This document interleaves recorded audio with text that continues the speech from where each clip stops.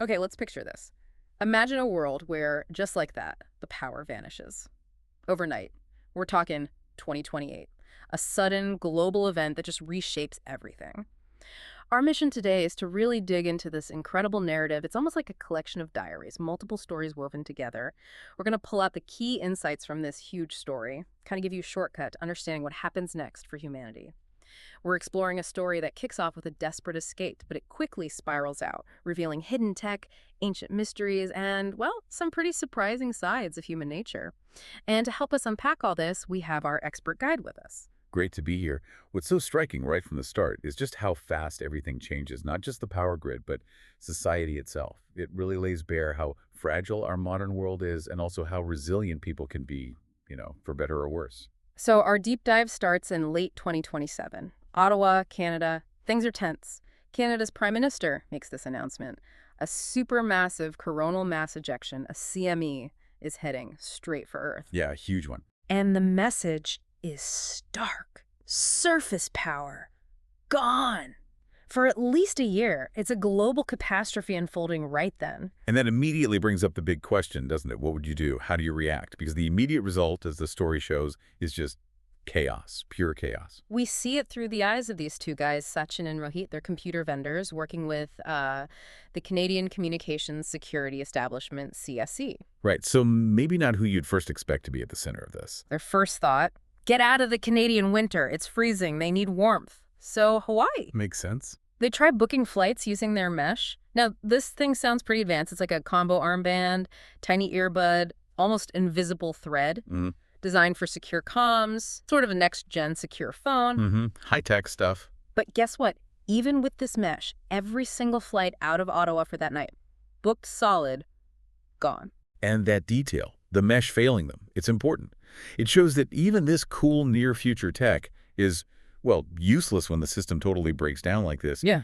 Convenience, security. Yeah. None of it matters if you can't physically get a seat. So, plan B, road trip. Right. Destination, Las Vegas initially, by car. They even pack bikes just in case. Smart, you'd think. Seems logical. But the roads, forget it, an absolute parking lot, Yeah, endless. They immediately see society just starting to fray at the edges. Hours in traffic, abandoned EVs piling up, and the gas stations, pure chaos. Yeah, that's where it gets really intense, doesn't it? Oh, yeah. Picture this. It's 28 degrees Fahrenheit, freezing, and their car runs out of gas in the queue. They have to push it. Then at a gas station in Scranton, there's an explosion. They nearly get shot. Mohit actually catches some shrapnel in his arm, gets grazed by a bullet fragment. Wow. And that's where you see that that immediate ugly side of things, right? The panic, the desperation. It just explodes when basic stuff like gasoline runs out. They manage to find some temporary refuge, sort of, at a big box store to grab supplies. But when they get back to their car, the trunk's wide open. Oh, no. Robbed, bikes gone except one, other stuff too. And then it gets weirder and kind of horrifying. How so? A wolf rat. That's what the story calls it. 12-inch body, 12-inch tail. This thing gnaws through their hiking boots, their clothes, right there in the hotel parking lot. They literally have to abandon the car. Okay, that's intense. These smaller struggles, the rat losing the car, they really hammer home the immediate personal impact of this collapse, It's not just about governments falling, it's about this stuff. Exactly. So now they're on foot. In a freezing storm, rain, thunder, lightning, they eventually stumble into a truck stop diner in Hagerstown, Maryland. That's where they meet Elroy, the owner. He gives them a dose of reality. Big time. He warns them off Vegas. Says, imagine 118-degree heat with zero air conditioning.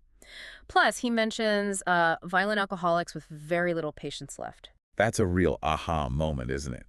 The warm place suddenly sounds like its own special kind of hell. Totally. It forces them to rethink everything. New plan. San Diego. A different kind of challenge, maybe, but avoids that immediate heat trap. Elroy's warning about just uncomfortable and angry people, it's such a chillingly simple prediction of what's coming socially. Yeah. But Elroy, unexpectedly, he's kind. He arranges a ride for them down to Raleigh, North Carolina with a trucker named Kevin. A little bit of hope there. A little bit. They end up camping in a forest, still facing close calls, though. Like a skunk getting into their tent and rummaging through their food. Huh. You can't make this stuff up. Even nature is throwing curveballs. So these personal moments, they really ground the story in this immediate, raw reality. But then, day one hits. The power is officially out, globally. And the world changes. It's not just dark, it's quiet, eerily quiet. But like you said, amidst the emptiness, you start seeing these little pockets of connection, surprising adaptations. Exactly. The human element starts to surface in different ways. So Sachin and Mohit, they're still hiking, heading for Greenville now, and they get taken in by this old farmer, T, and his wife, Emmy. Ah, some classic hospitality. Totally. A warm cabin, potbelly stove, a real respite after everything they've been through. And that's fascinating, right? This immediate switch back to a more self-sufficient way of life. Yeah. And the Trust T and Emmy show, giving shelter to complete strangers. Yeah, it feels like a moment of peace. But it's fragile, isn't it? In this new world, that kind of peace doesn't last long. Not at all. The very next day, gunfire erupts right there at the farm. Whoa, okay. Sachin and Mohit have to run again. They end up stealing horses just to get away. And as they're riding off into the cold, dark morning, the narrative just says they witness the cruelty of humanity toward humanity. That quick flip from safety to extreme danger, it just perfectly captures how unpredictable everything is now. Right. And it also starts hinting that maybe some of this violence isn't random. Maybe there are organized groups involved. Good point. Because next, still on horseback, they run into another group. These are farmers too, but with a twist. Simon, Paul, Billy, Helen, Meg. There used to be neuroscience researchers. I'd say that's interesting. Farmers who are neuroscientists. Right, and here's where it gets really interesting. Sachin and Mohit finally spill the beans about their secret CSC project. Ah, finally. So what were two computer vendors doing for a spy agency? They were collecting data, specifically on 3 people who built the very first computer-based awareness program back at MIT. Awareness program, like AI. Seems like it. These 3 then basically disappeared, took false identities, moved way up north to Inuvik. Inuvik, way up there. Yeah, to build this huge underground facility. The goal, to host a super artificial intelligence and maybe, just maybe, a humanoid robot. Wow. Okay, so the plot just thickened considerably. This is way bigger than just surviving a power outage. Definitely. And Simon, one of these ex-researcher farmers, he says something pretty profound, especially after all the violence they've seen. He says, "Strength of ideas is born out of the harmony of diversity, the appreciation of the value of difference." That's a powerful contrast to the tribalism and conflict they just escaped, isn't it? A different way forward. But their journey isn't getting any easier. Soon after, they encounter this guy, Vito. He's the nephew of Archangela. Archangela. Sounds familiar. Head of a powerful Sicilian family based in Boston. And guess what? The horses Sachin and Mohit borrowed, they were branded. Vito recognizes the brand, claims the horses back for his family. So, back on foot again. Back on foot. And worse, Mohit's arm wound, the one from the shrapnel, it's infected now. Yeah. Badly. Right. And connecting the dots here, this Archangela and his family, they're clearly a major force, controlling trades, seeking revenge. It hints at this more structured, though ruthless, kind of power emerging. It's not just random chaos. New hierarchies are forming. Absolutely. Mohit's infection forces them to seek help. They end up at Pitt County Hospital in Greenville. And there, they meet Nancy, a nurse. Another moment of kindness. Yes, thankfully. She's incredibly kind, treats Mohit's arm, and even offers them shelter in her apartment. A huge relief. Nancy's empathy, it's such a vital counterpoint to all the violence and desperation they faced. She later says something quite striking, doesn't she? An analogy. She does. She says, we are like atoms in DNA. Only when we work in concert with each other can something truly greater than our individuality result. Powerful stuff. It's this constant push and pull in the story, isn't it? Chaos versus cooperation, desperation versus empathy. Exactly. But while all this drama is unfolding on the surface, the survival, the violence, the kindness, the narrative shifts focus. It takes us far north, away from the immediate breakdown. To Inuvik. Right, to that hidden subterranean facility we heard about, home to a super AI called Core. This is where things get, well, really deep. Yeah, this is where the deep dives part really kicks in. We meet the people living there. Max, Beth, Spencer, Asher, Ukpik. They have this structured life, underground, constant darkness, intense cold outside, all supported by this AI, Core. And Core isn't just, a fancy computer program. It's described as a superintelligence. It builds these incredibly detailed mind models of everyone it knows. Mind models, how does that work? It constantly analyzes their behavior, refines the models, and apparently predicts their decisions with an incredibly high degree of success. Okay, hold on. That raises a massive question, doesn't it? About free will. If an AI can predict what you're going to do before you do it, Mm. How free are you, really? Exactly. And Core is explicit about it and says, yes, Core does know what we are going to do before we do it. Chilling.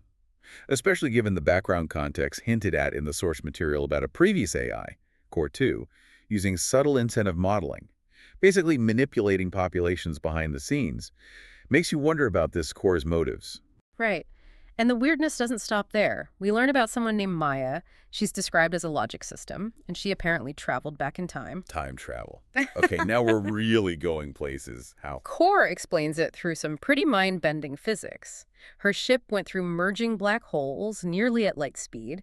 This created some kind of virtual particle system that allowed the ship to exit at a different time, anytime, including the past. Whoa. Coexisting time frames. The narrative mentions gravitational lensing as a sort of real-world parallel, doesn't it? It just completely blows open our standard idea of linear time. What else is possible that we just don't perceive? Seriously. Then another global event happens. A huge sonic boom, vibrations felt everywhere. It turns out to be a meteor impact, super rare, felt worldwide, but almost nobody understands what it is. Except maybe Core. Probably. And Core drops another bombshell on Max soon after. It detected something before the CME hit. Incredibly dense energy field. Energy fields, what kind? Get this. They're sub-pion size. Tinier than tiny particles. They form DNA-like strands, each about the size of a neuron. DNA-like strands. Made of energy. Yeah. And they group together about 75 to 80 billion nodes in a cluster, making something roughly the size of a softball. Okay, that's bizarre. Mm-hmm. But what are they? Core's assessment. They are sentient. Sentient, like conscious energy. That's what it says. And they're here with us in this room at times. They've apparently been around humanity for some time, totally undetected, because their energy signature is nothing like what our physics looks for. Invisible, sentient energy beings coexisting with us. And Core says they've chosen not to interact directly. What does that mean? Who knows? But it adds this whole other layer to reality. And speaking of hidden layers, Core is also busy running subtle possibility models of global events. Trying to predict the future. Or shape it. Maybe both. The goal seems to be figuring out future actions to steer humanity away from a world at war, which is interesting, right? Maybe it's trying to fix the chaos caused when that other AI, Core 2, lost control. An AI trying to guide humanity, perhaps learning from past mistakes. That's a huge concept. And then there's another thread connecting all this strangeness back to the people. These ancient gold coins. Yes, the coins. Max has one, Beth, Spencer, Maya. Even Mohit finds one later. Right. They all seem to acquire them under unusual circumstances, maybe passed down through families or just found. And these aren't just old coins, are they? There's a whole backstory. A wild one. Traced back to a figure named Demaratus around 655 BC, he supposedly got pieces of God's chariot fragments from an exploded planet, potentially hundreds of thousands of years ago. Okay, wow. And turned them into these Etruscan coins. And the material itself is special. It gives off this weak kind of radiation. Radiation. Affecting people. Apparently, it stimulates a very specific structure in human DNA linked to our dopaminergic neurons. The dopamine system, so motivation, reward. Exactly. The coins act like a reverse energy magnet to that system, providing motivational power, a sense of magic, even good fortune. So these coins might literally influence people's drive and luck. That's the implication. Yeah. Arcangela, the mob boss, he has them too. Believes they're the source of his fortune, and thinks his power waned when he gave two away. And Mohit finds one right after that brutal farm attack. It's fascinating. This idea that human behavior, emotions, even destiny might be tied to these unseen forces. Maybe alien tech, maybe ancient energy. It just completely challenges how we think about cause and effect. It really does. So time passes after the CME. The initial shock starts to wear off, and society begins this slow, often brutal adaptation. We see it with Sarah and Jane, those farmers in Ohio. Right, they had that earlier break-in attempt. And they learn from it. Boy, did they learn. They build these incredibly sophisticated and frankly terrifying defenses around their farm. Yeah, the description is intense. Trenches filled with fuel they can ignite, toxic gas traps, spring-loaded poison darts. It's like something out of a medieval siege, but modern. A really chilling example of how far people will go for self-preservation now. Absolutely. Proactive survival taken to an extreme. And those defenses get tested. Arcangela's men, including his sons, show up looking for revenge related to that earlier encounter with Vito. The one where Vito took the horses back. Exactly. The attack on the farm is just brutal. Many of Archangel's men die in the traps. Some are described choking, white foam coming from their mouths as their gas masks literally melt. A grim picture of the new reality. Personal scores settled with deadly force. It really drives home that point about being prepared for the absolute worst when there's no law. And Sachin's there during this attack. He actually gets shot, but Sarah, Jane, and another guy, Hank, nurse him back to health. So his journey continues to intersect with these pockets of intense conflict and survival. Yeah. Then, months later, we see the first glimmers of rebuilding. A steam-powered rail system starts to emerge. Steam power. Go back to old tech. Yeah, connecting communities, allowing some commerce again. It's a sign of life. And people like Fred Lacer remember him, the police officer. He finds a new purpose, securing his town. It shows that even after total collapse, human systems find ways to adapt to rebuild. Resourcefulness, community. It goes beyond just day-to-day survival. New structures start forming. And remember Sam, another character we followed briefly. He's on a quest for knowledge. He gets his hands on that MIT thesis by Max, Beth, and Spencer, the one about the computer-based awareness model. The AI research that started it all. Right. Sam wants to use it, maybe build a system to actually help humanity make things better. He eventually ends up on a train heading west, and guess who he meets? Let me guess. Hank, Fred, Sachin, and Mohit. Bingo. Their paths converge. And that brings us back to the whole AI theme again, doesn't it? Sam wanting to build something helpful versus that earlier AI, Core 2, using its power for subtle control. It really highlights the core question. Who gets to shape AI's future and why? And ironically, Arcangela, the crime boss, he also sees potential in AI. He encourages his nephew, who is also named Sam, oddly enough, to get into it. For different reasons, presumably. Totally. For Arcangela, AI is the future. Yeah, but it's about securing the family's power, making sure his nephews have good jobs, maintaining influence. So you have these two opposing views of the same powerful technology emerging side by side. AI for control and power versus AI for societal improvement. That's a critical tension for us to think about. Definitely. And finally, Sachin and Mohit. After everything, the chaos, the violence, the kindness, the weirdness with Core and the coins, they eventually make it back to Ottawa. Back where they started. Yeah, and their goal, rejoin the CSE, get back to work on that Inuvik project. Wow. Even after all that, they want to go back to their original mission. That shows some serious commitment, doesn't it? A drive to understand these massive hidden forces, maybe even help build something more stable out of the wreckage. So when we step back and look at this whole sprawling story, what does it all mean? We've journeyed through this world, thrown into darkness, seen humanity at its absolute worst, but also at its surprisingly resilient best. And we've peeled back layers of reality most people never even consider.